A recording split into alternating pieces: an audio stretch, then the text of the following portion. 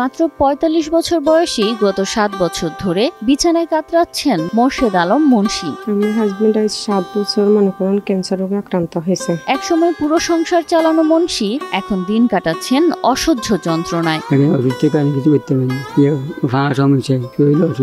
নোয়াখালী সদর উপজেলার কাদির হানিফ ইউনিয়নের কৃষ্ণরামপুর গ্রামের মোর্শেদ আলম মুন্সী ২ সন্তানের জনক। একসময় রাজমিস্ত্রি হিসেবে দিনমজুরি কাজ করে ছেলে মেয়ে ও পরিবার নিয়ে বেশ ভালোই কাটছিল তার সংসার জীবন। রঙের কাজ বা রাজের কাজ যে সময় জামাপট্ট করতো, আমার সংসার খুব সুখে চলছে। কিন্তু ৭ বছর উনি রোগটা দরকার পর থেকে উনি গড়ে মানে এক ছেলে এক মেয়ে, আর আমরা হাজবেন্ড ওয়াইফ মতন ফ্যামিলিতে ৪ জন।